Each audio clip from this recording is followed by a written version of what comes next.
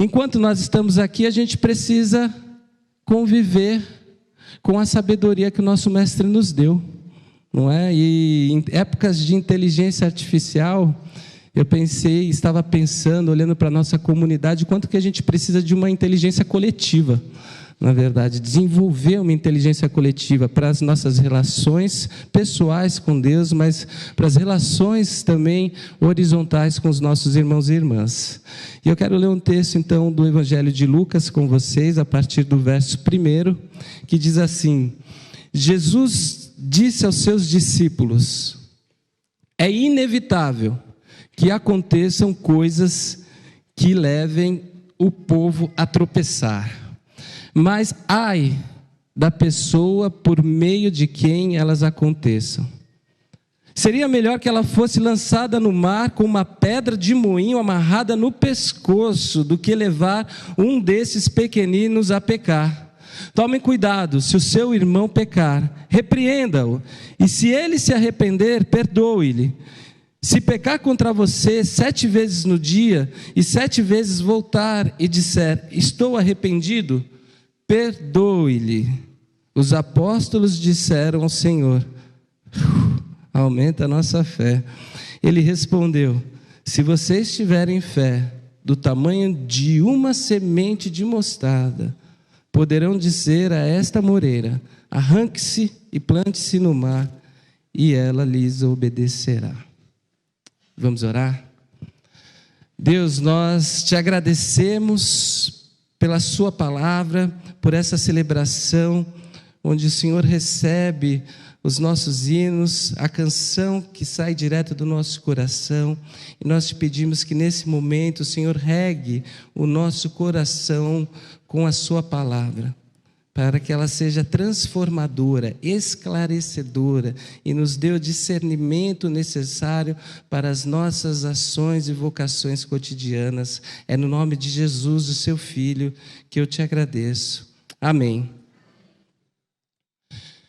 É interessante como Jesus, ele vai ensinando os seus discípulos, e de repente, quando a gente lê algumas histórias de Jesus, elas parecem, ou elas aparecem a nós através dos evangelhos com algumas palavras um pouco mais chocantes, né? Algumas palavras que parecem um pouco mais duras, e por vezes até parecem ser paradoxais. Sabe o paradoxo? O que é um paradoxo? Paradoxo são quando coisas contrárias conseguem conviver juntas. Por exemplo, a energia, onde você encontra o positivo e o negativo, e precisa dos dois opostos, justamente para que a energia possa alimentar algum utensílio, algum produto que você usa. E os paradoxos, eles não são prioritariamente oposições ou coisas antagônicas, contradições. Às vezes, em algumas situações, aos nossos olhos, parecem que algumas coisas são inconciliáveis, parecem que elas não vão conviver. Coisas que parecem que apontam para caminhos distintos, diferentes. Coisas que parecem, sabe, quando você monta um quebra-cabeça ou tenta montar e você não consegue achar a peça desse quebra-cabeça, e parece que esse quebra-cabeça ele está tomando uma outra imagem daquela que foi fornecida para você primeiramente, mas que de alguma forma, se a gente se debruçar, ou se a gente começar a entender o fato de que nem tudo vai entrar na nossa cabeça, na nossa mente, e de que, de alguma forma, mesmo que a gente não entenda tudo, algumas coisas podem ainda assim se harmonizar, porque nós temos os nossos limites. Eu acho que a gente consegue entender um pouco mais da vida, da complexidade da vida. E esse texto é um texto que começa com uma apresentação paradoxal de Jesus, né? Porque Jesus diz assim aos seus discípulos, repare, é inevitável que aconteçam coisas que levem o povo a tropeçar, mas ai da pessoa que por meio da qual elas aconteçam. É como se ele dissesse para a gente assim, olha, vocês vão errar, mas ai de vocês se errarem. Vocês estão entendendo o paradoxo? Ele está dizendo isso. Parece loucura, né? E Jesus começa então nesse texto com uma afirmação muito particular, que eu julgo até libertadora, que é a constatação de que o erro faz parte da nossa humanidade, faz parte da vida. Essa constatação, ela é libertadora para nós, né, que somos vulneráveis, né, porque às vezes nós nos medimos com uma régua muito alta, e a gente acaba sendo tão rigoroso com a gente mesmo, que a gente não se perdoa quando nós cometemos alguns erros, quando nós falhamos, quando a nossa falibilidade, nossa vulnerabilidade, ela se expressa na vida, na frente dos outros ou para nós mesmos. Então tem pessoas, de fato, que não conseguem se perdoar. Tem pessoas que não conseguem perdoar terceiros, e há um problema nisso, obviamente, mas tem pessoas que conseguem perdoar terceiros, mas não conseguem perdoar a si mesmo. E há um problema nisso também. E há quem diga, né, que nós precisamos tomar cuidado com aquela frase, nós temos o direito de errar. Porque parece que isso é um encorajamento ao erro, mas claro que não é. Né? Porque se você é daqueles que precisa de um encorajamento para errar, para fazer alguma coisa, né, você ainda não atingiu esse estágio de maturidade cristã, ou de vida. Né? Se você precisa que alguém te empurre para o acerto, ou que alguém te empurre para o erro, a maturidade não chegou ainda em você, porque a maturidade faz com que a gente caminhe com as próprias pernas e seja justamente responsável por aquilo que a gente faz.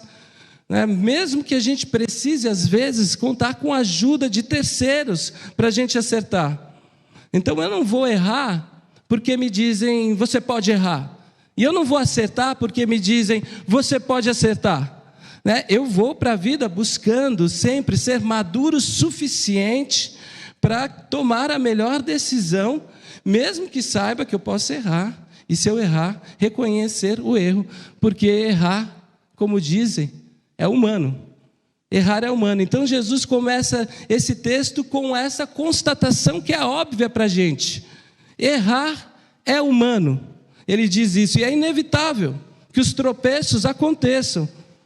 É inevitável que as falhas ocorram. É inevitável que a gente caia aqui ou acolá. Mas é curioso como ele coloca esse outro lado, esse paradoxo, e diz assim, mas ai de você se você for aquele por meio do qual o tropeço aconteça. É inevitável que as pessoas caiam, mas cuidado, porque você não vai querer estar no lugar de ser o responsável por fazer com que outros caiam. E o que Jesus está querendo dizer aqui para nós com isso? Você sabe como eu leio essa recomendação de Jesus, essas palavras de Jesus? Eu leio esse paradoxo como uma lembrança de que, por mais que no dia a dia da nossa vida seja impossível caminhar sem errar, eu vou procurar viver todos os dias como se fosse possível não errar. Me parece que é isso que Jesus está dizendo, porque às vezes a gente se perde no texto com as questões erradas, com as ilustrações, com a corda no pescoço e o fundo do mar, né? Mas parece que Jesus está fazendo uma recomendação.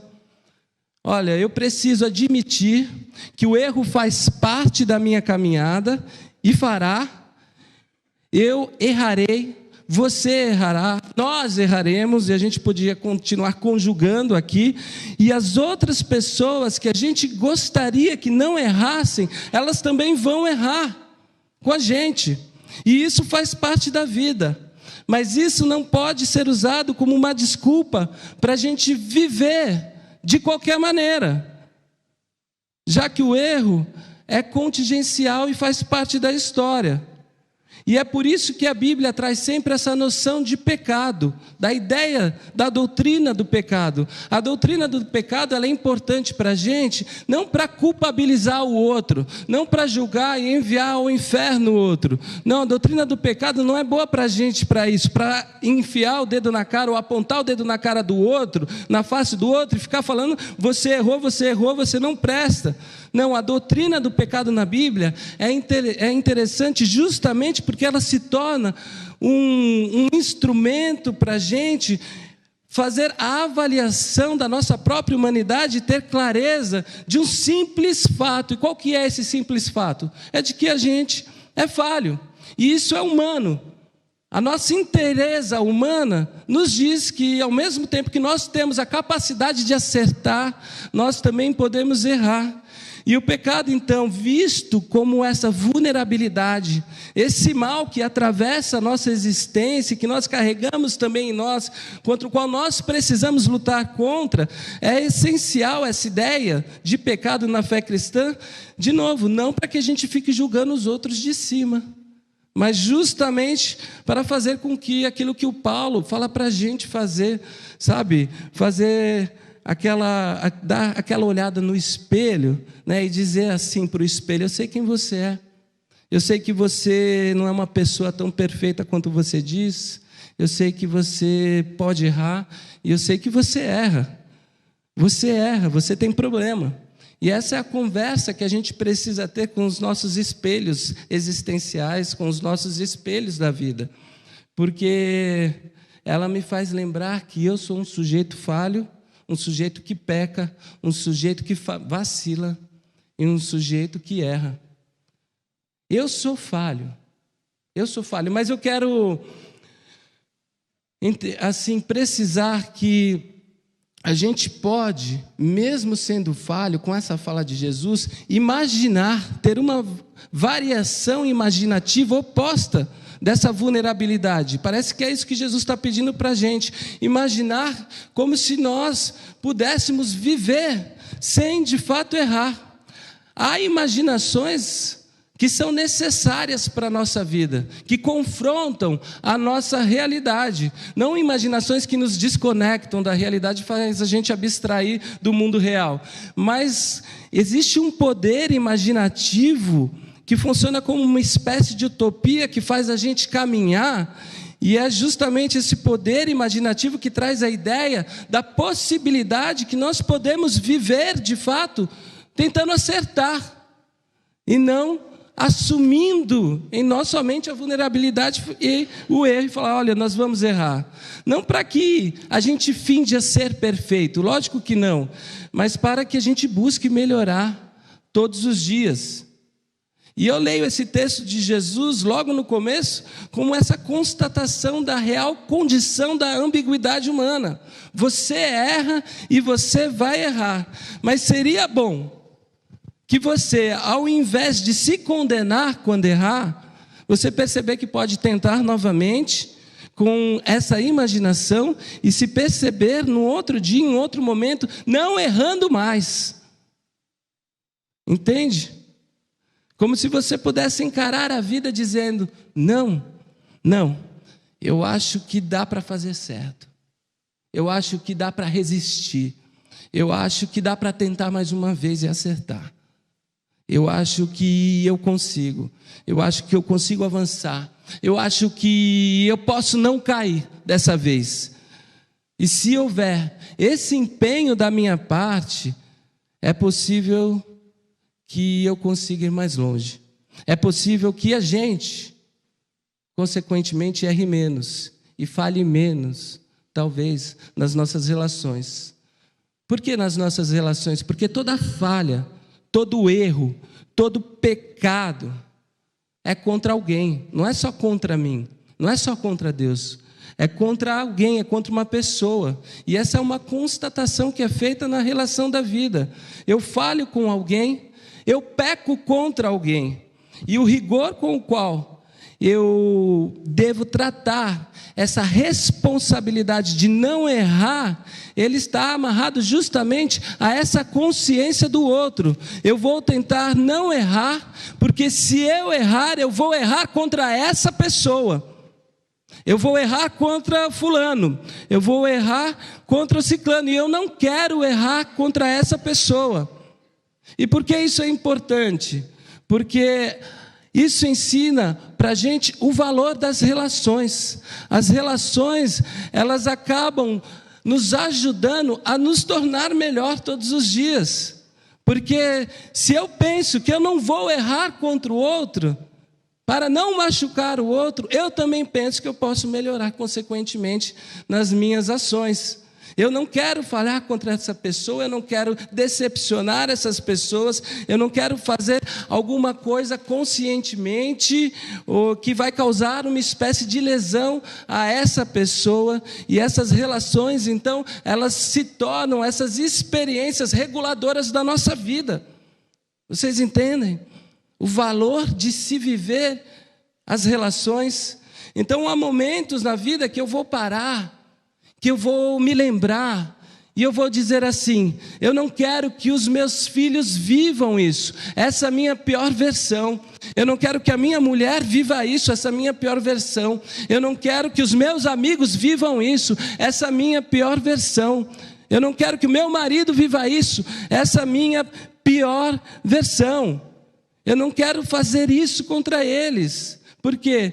Porque mesmo que os erros sejam inevitáveis, eu posso justamente a partir das relações e dessa capacidade imaginativa pensar que eu posso fazer diferente.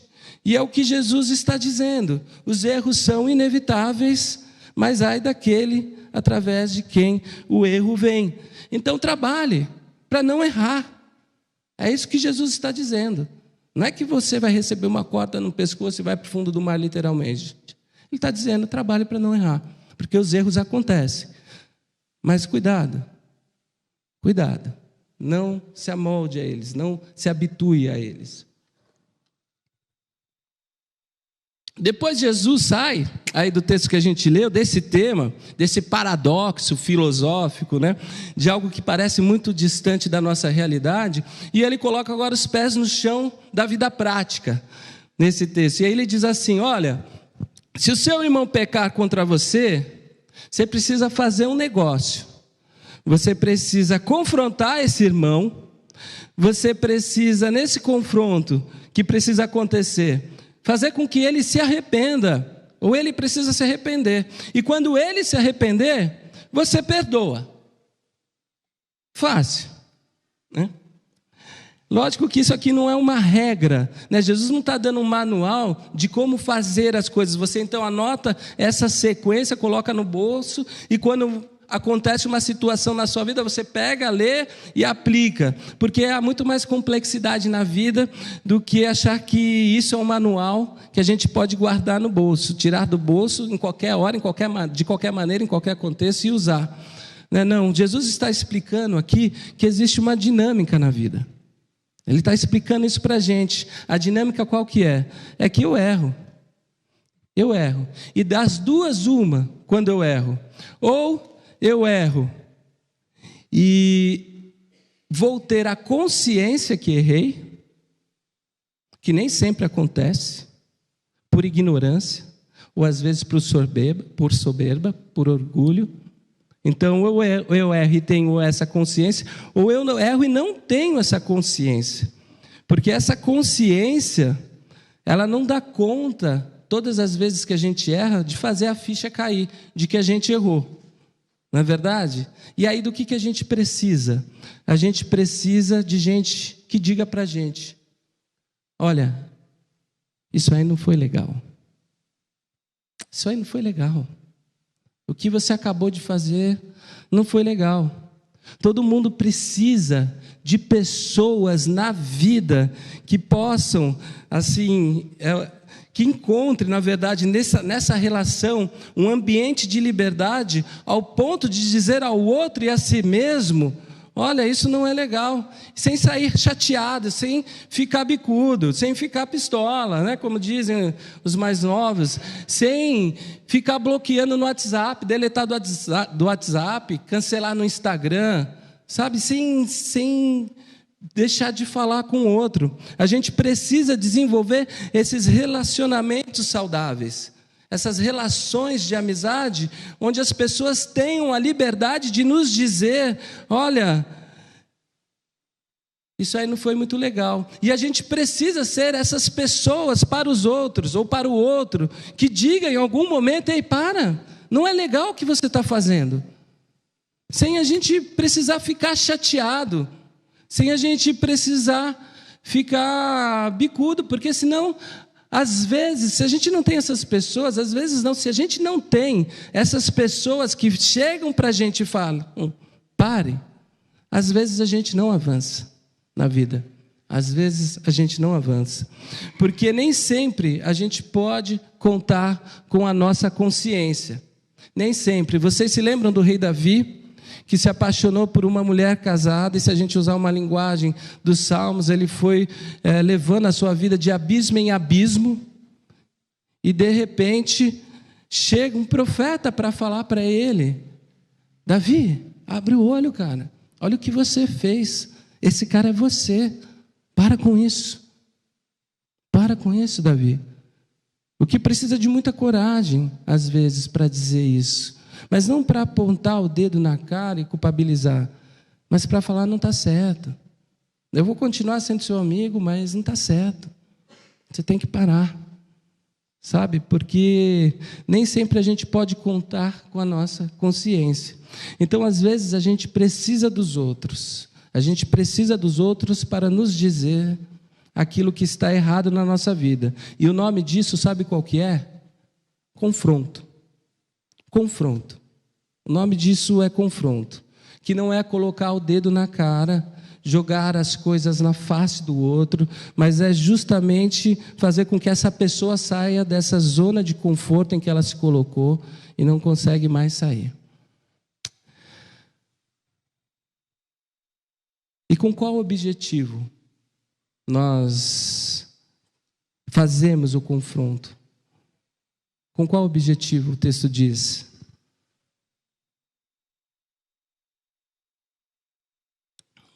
É chegar ao arrependimento. Ao arrependimento.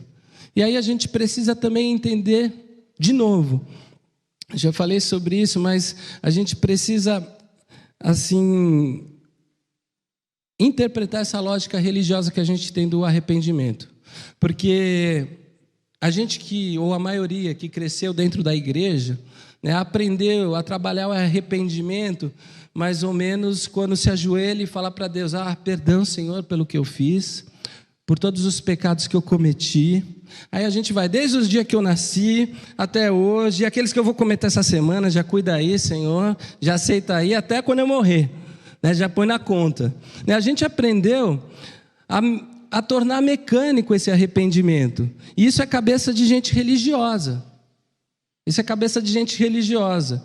Porque é um ato dentro de um rito que cumpre um objetivo. Só que arrependimento, embora isso faça parte, talvez, do processo do arrependimento, ele é muito mais que isso. Arrependimento tem a ver com uma abertura, justamente para que a gente possa trabalhar a nossa consciência, para que ela pense a realidade de outra maneira, a sua realidade de outra maneira, para que a gente dê viradas necessárias, para que a gente permita o conserto. Arrependimento tem a ver com transformação de mente, aquela palavrinha grega que vocês já ouviram, que cresceram aqui na igreja, metanoia, que é justamente mudança de mente, e tem a ver com se permitir pensar de outro jeito. É isso que acontece em uma narrativa bíblica também, onde Jesus está com os seus discípulos, e os discípulos interpretam um fato da história de uma maneira muito equivocada, até vil. E Jesus diz assim, porque o que acontece? A torre de Siloé cai, mata alguns homens, e Jesus diz assim para os seus discípulos, vocês estão pensando que esses homens morreram porque eles eram mais pecadores do que outros, não é verdade? E Jesus diz assim para eles, arrependam-se. Na nossa mente religiosa, dentro desse contexto, dessa história, que está lá no Evangelho, a gente pensa o quê? A gente pensa que Jesus falou assim, olha, arrependam-se. Então a gente tem que ir lá na igreja, orar para Deus, pedir perdão pelos pensamentos que a gente teve, porque a gente pensou que eles eram mais pecadores e morreram. Mas não é isso que Jesus está dizendo. O arrependimento é justamente Jesus dizendo, aprendam a ver a vida de uma outra maneira. Aprendam a pensar a partir de uma outra lógica. Aprendam a ver o que é diferente. porque não é isso que vocês estão pensando que aconteceu. Mudem o jeito de pensar. Eles não morreram porque foram punidos. Vocês precisam mudar essa lógica, esse jeito de pensar. Isso que significa arrependimento. E então, no confronto, diante do pecado cometido, da falha, do erro, ele tem justamente o confronto, esse propósito do arrependimento, nos levar a uma mudança de mente que nos leva a uma mudança de comportamento. Ele tem o propósito de fazer com que a gente enxergue as coisas de outra maneira. E eu queria jogar essa sementinha aqui em vocês nessa noite, esse grão de mostarda. Porque talvez você seja uma pessoa muito turrona na sua forma de viver, sabe? Talvez você seja essa pessoa que já sabe tudo sobre todas as coisas. Talvez você já tenha respostas para tudo. E talvez você, independentemente da idade que tem, acha que já gabaritou no exame da vida, sabendo que, olha, eu já tenho tudo e já sei do jeito que é as coisas, e é assim que eu interpreto a vida. E eu queria jogar essa sementinha para te provocar, porque eu queria te lembrar de um negócio que você sabe, que todo mundo sabe, ou pelo menos deveria saber, é que ninguém sabe tudo sobre todas as coisas. Ninguém sabe tudo sobre todas as coisas. E há muitas certezas que a gente carrega conosco que são equivocadas, e a gente vai perceber depois que essas certezas elas eram totalmente equivocadas. E a gente abrir mão de uma coisa que a gente descobre que é errado não é nenhum problema. Na verdade, isso é uma virtude. O arrependimento tem a ver justamente com isso. Mudar a mente é abrir mão de sustentar coisas que você sabe que não fazem mais nenhum sentido para a sua vida, para a sua realidade. É isso que significa arrependimento. E aí depois, Jesus dá mais um passo, né? Porque ele fala, olha, completa o ciclo com o quê? Com o perdão. O oferecimento do perdão. Então veja, pecado, confronto, arrependimento, perdão. E Jesus diz assim, se o camarada errou, mudou, perdoa. Ponto. É isso. Perdoar não é esquecer. Perdoar não é negligenciar. Perdoar não é nem necessariamente continuar a andar junto. Às vezes não é. Perdoar é permitir que a vida siga sem aquilo que era um peso e que você precisa continuar carregando. A palavra perdoar no hebraico, inclusive, significa deixar ir. Deixa ir. Sabe? Perdoa. E Jesus vai tocando mais na ferida, parece, né, dos discípulos, porque ele diz assim, olha, por exemplo, se um irmão pecar contra você 7 vezes, no mesmo dia, você vai perdoar. 7 vezes no mesmo dia, você vai perdoar. Difícil, né? Se a mesma pessoa pecar contra você, errar com você 7 vezes no mesmo dia, difícil, né? Vocês podem falar, só minha voz que está sendo transmitida, não tem problema. É difícil. É difícil. Se um dia uma pessoa vacilar com você 7 vezes, Jesus está dizendo assim, você vai perdoar essa pessoa. É isso que ele está dizendo. É simples, né, de entender. É meio que assustador, na verdade, porque a gente, humanamente falando, cada um conhecendo os seus limites, a gente sabe que é muito difícil da gente realizar esse negócio aqui. Mas é tão difícil que os discípulos chegam a dizer assim, aumenta-nos a fé. Vocês estão entendendo? Os discípulos estão falando, aumenta a nossa fé, porque aí não dá. Há uma certa ironia aqui dos discípulos, né? Porque é uma espécie de desculpa que os discípulos estão dando e estão, na verdade, assumindo também. A gente não dá conta de fazer isso. Eu não dou conta. Eles ouvem Jesus falando, e é claro que Jesus está ilustrando aqui, ele não está falando para você contar 7 vezes. Né? A gente sabe que esse número simbólico significa uma totalidade, quer dizer, quantas vezes a pessoa errar contra você. Quantas vezes ela errar, você perdoa. É isso que ele está dizendo. E Jesus está dizendo que na vida a gente precisa se esforçar mais do que a gente imagina para fazer algumas coisas darem certo. É isso que Jesus está dizendo. Para a gente se esforçar mais do que imagina na vida para fazer com que algumas coisas deem certo. É isso que Jesus está dizendo. A gente precisa se esforçar. A gente precisa, todo mundo precisa se esforçar.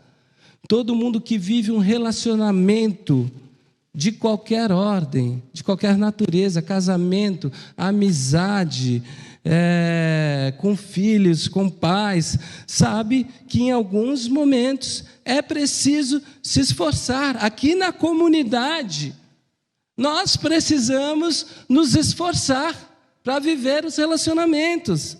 Quem precisa se esforçar? Todo mundo, todos nós. Não tem casamento que perdure sem esforço dos cônjuges. Não tem amizade que sobreviva sem esforço dos amigos. Não tem sociedade que sobreviva sem esforço para as relações. Não tem igreja e comunidade que resista e sobreviva sem esforço para as relações, para que não se divida, para que não se separe, por mais diferentes que nós somos uns dos outros. Porque as nossas relações, elas pedem da gente essa maleabilidade, elas pedem da gente essa resiliência, uma capacidade da gente esticar a corda sem estourar, quando a gente pensava que nem tinha capacidade de esticar essa corda. E é por isso que os discípulos estão dizendo aqui para Jesus, olhando para Jesus, dizendo: olha, vocês precisam perdoar quem erra com vocês. E os discípulos estão dizendo: Senhor, aumenta-nos a fé, porque é impossível para a gente. E aí a resposta de Jesus, talvez seja o ápice, né, do texto, é muito interessante, porque ele vai dizer o seguinte: se vocês tiverem fé do tamanho de um grão de mostarda, vocês vão dizer para essa árvore: saia daqui, e vão plantar a raiz dessa árvore lá no fundo do mar. Pela fé. Tem um outro texto, inclusive, que diz que se a gente tiver fé do tamanho de um grão de mostarda, a gente vai dizer para o monte: saia daqui e vá para lá, e ele vai. E aí, você sabe a leitura que eu faço desse texto? Na verdade, antes disso, você sabe a leitura que a gente geralmente faz desse texto? Eu não sei. Eu acho que a gente às vezes olha para a vida, olha essa fé mágica que parece que a Bíblia nos oferece e fica tentando, né? Eu não sei se você já tentou isso quando criança, se cresceu na igreja, de tentar. Lembro que com esse texto, eu já tentei fazer isso com a garrafa de café. Vai para lá, né? Vai para lá. Se a gente for levar literalmente isso, né? Vai no horto brincar, né? Com as árvores, mudando elas de lugar, né? Parece que não vai acontecer, né? Porque a gente foca nessa lógica um pouco absurda, né, de que uma árvore é do tamanho da nossa fé, ou se a gente tiver uma fé pequenininha, a gente vai conseguir mudar a montanha. E compara então essa montanha que pode mudar de lugar com a nossa fé. E Jesus vai dizendo para a gente: você consegue fazer essas coisas mágicas, você consegue fazer essas coisas maravilhosas. E não parece que é isso que o texto está dizendo aqui. A ênfase não está nisso. A ênfase do texto é justamente Jesus dizendo para os seus discípulos, e prestem atenção: vocês acham que vocês precisam de mais, mas o que vocês já têm já é suficiente para vocês fazerem o que vocês precisam para avançar na vida. Vejam o que Jesus está dizendo. O que Jesus está dizendo? Jesus não está falando para os discípulos que eles não tenham fé suficiente para fazer alguma coisa, porque a fé deles não é nem do tamanho de um grão de mostarda. Jesus não está dizendo isso. Jesus não está dizendo para eles também que se eles tiverem a fé do tamanho de um grão de mostarda, eles vão conseguir fazer mágica. Jesus também não está dizendo isso no texto. O que Jesus está dizendo com essa fala? Jesus está dizendo para os discípulos uma coisa muito simples. O pouco que vocês têm, porque o grão de mostarda era a menor semente que eles tinham conhecimento na época deles.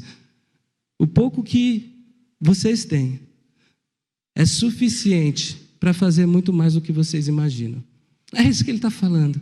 Vocês já têm aquilo que vocês precisam para fazer o necessário e avançar na vida.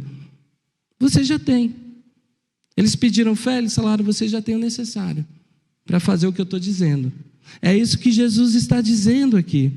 E eu gosto muito dessa lição de Jesus, porque às vezes a gente acha que a gente precisa de muito, fazer muito, né, ou alcançar muito, para fazer alguma coisa mudar na nossa vida. A gente está sempre olhando para fora, a gente está sempre olhando para o outro, a gente está sempre julgando os nossos recursos escassos, as nossas habilidades, os nossos dons, as nossas vocações muito pequenas, a nossa resiliência que não funciona, a nossa capacidade de avançar que está travada, e às vezes basta que Jesus está dizendo para a gente que a gente olhe para dentro da gente, para essa semente que a gente tem, que é a fé do tamanho do grão de mostarda, para que a gente descubra que a gente consegue fazer muito mais do que a gente imagina com aquilo que Deus já depositou na gente. É isso que Jesus está dizendo. E eu não sei se esse é o seu caso, mas tem muita gente que subestima o poder de fazer algo contando com a graça de Deus. Subestima.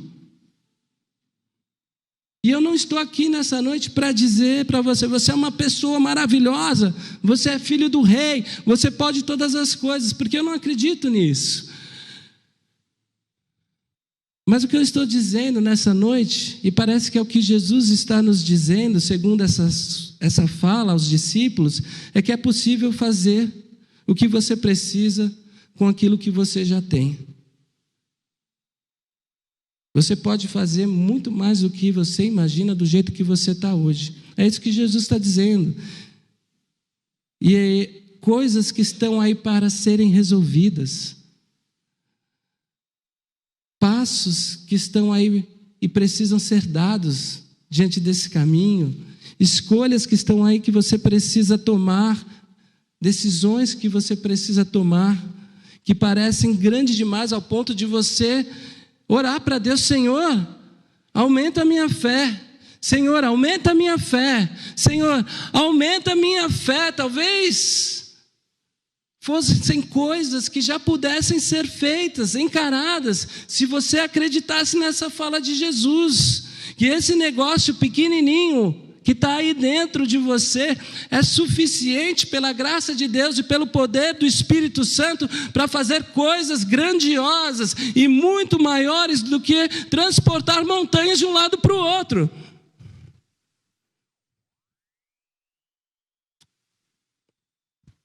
Porque somente quem sabe a força do que aconteceu contra a gente, do que aconteceu contra nós, a violência que sofreu, sabe também como é um milagre muito maior do que tirar uma montanha de um lugar e pôr no outro, perdoar alguém que nos feriu. Não é verdade? Esse é um milagre. Esse é um milagre que Jesus está dizendo que a gente já pode viver. E está aí.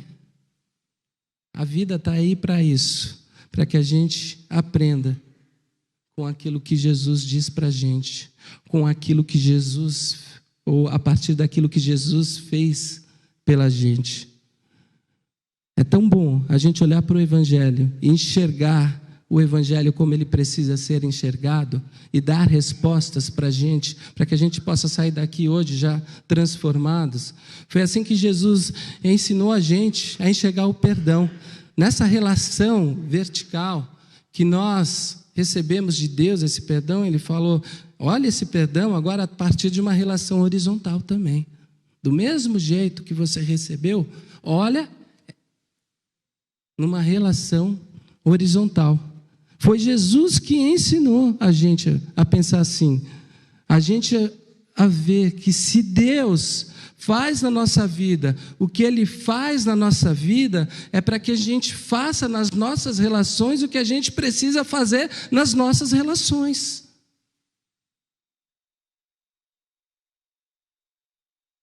Então, meu irmão, minha irmã, eu quero dizer uma coisa para você nessa noite. Reconheça que errar é humano. Errar é humano. E que você vai errar na vida. E que as pessoas que você ama vão errar com você na vida. Porque isso faz parte da história. Isso faz parte da história. E só para ficar muito claro, não estou dizendo isso para você enfiar o pé na jaca, não. Tá? Não é para isso que eu estou dizendo isso. É só uma lembrança de que é da humanidade o erro. É da humanidade. Mas a gente vai permitir que o exemplo de Jesus, nessa variação imaginativa que nos é dada a partir da fé, diante da vulnerabilidade que nós sabemos que carregamos, daquilo que nós podemos ser errando, nós podemos também nos orientar, mudar o nosso pensamento para aquilo que é correto. E a gente pode acordar todos os dias, ao sair de casa, assumindo um compromisso que é de, na medida do possível, não errar. E eu diria até antes, na verdade, antes de sair de casa, porque às vezes a gente erra com os mais íntimos. Na verdade, a facilidade maior é de errar com os mais íntimos. E aí a gente... porque são essas pessoas que a gente passa mais tempo. É diante de quem a gente se vulnerabiliza, na verdade. É diante daquele que nós estamos expostos. Ou exposto. Então a gente vai acordar e dizer assim, primeira oração do dia, acorda, não vai pegar o celular para olhar o Instagram. Faz uma primeira oração rápida, como uma disciplina espiritual mesmo. Sabe, olha, Senhor, eu não quero errar hoje nos meus relacionamentos. Eu não quero errar hoje nos meus. Porque eu quero viver como se fosse possível. Eu quero viver isso. Eu quero. Mas quando acontecer, porque uma hora ou outra vai acontecer, não vai se culpar e se fechar. Vai trabalhar essa dinâmica do perdão. Vai trabalhar essa confrontação saudável. Esse arrependimento que transforma a sua visão de mundo, de realidade, o seu posicionamento de vida, e vai se colocar nesse caminho do perdão. Eu quero ter a minha consciência confrontada por mim mesmo, mas também por terceiros, se for necessário, para que eu possa justamente me encaminhar para essa consciência do perdão, viver esse perdão e mudar a minha vida, experimentar nas minhas relações horizontais aquilo de fato que eu vivo na minha relação vertical com meu pai. O meu pai. Sabe, passar dos afetos humanos, onde eu estou agora tentando acertar, porque passar, na verdade, dessa relação transcendente para esses afetos humanos. Aquilo que eu recebo dessa relação vertical para essa relação horizontal. E quantas vezes você tem que fazer isso? Quantas vezes forem necessárias. Porque a gente não pode achar que a gente precisa de uma fé maior na caminhada para tomar essas decisões. É isso que Jesus está dizendo. Você já tem o que é necessário. E aí, quando a gente erra, ou quando a gente precisa, a gente se lembra das palavras de Jesus, a fé. Na menor medida que você conhece, aquele restinho do tacho que está lá, é suficiente para fazer o mais grandioso na sua vida que você ainda nem imaginou. Nem imaginou.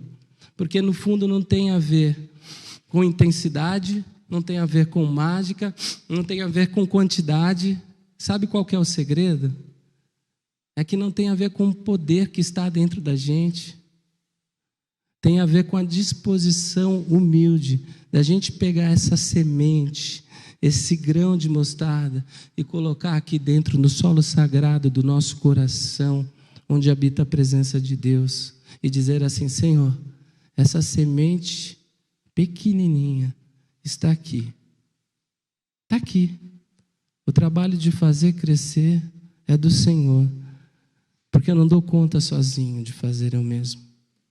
E com esse punhadinho de fé, Jesus pode fazer muito na sua casa, pode fazer muito na sua família, pode fazer muito nas suas relações, pode fazer muito nessa comunidade.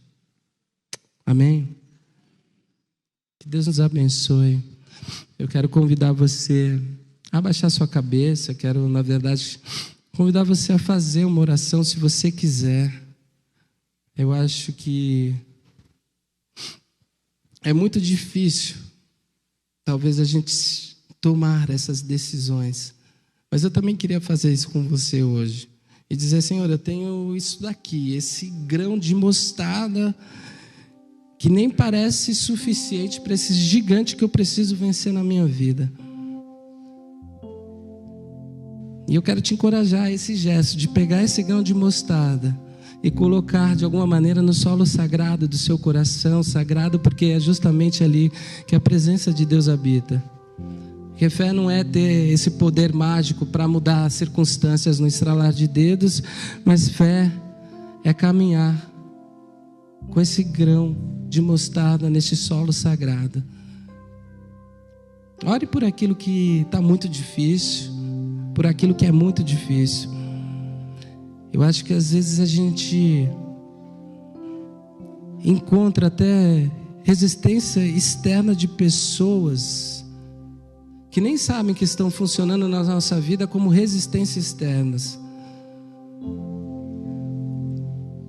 Tem gente que passa às vezes e fala coisas para a gente que são tão duras, e a gente vai desacreditando do poder da transformação. A gente guarda algumas coisas, algumas vozes que são muito pesadas para as nossas vidas, não é verdade?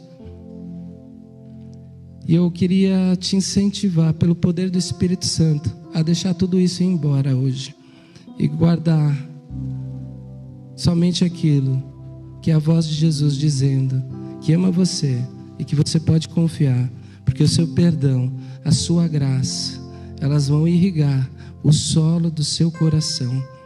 E coloque o seu coração aí diante dele. Peça para ele fazer chover perdão e graça na sua vida. E viva intensamente todas as transformações diante da fé que você já tem. Amém? Amém.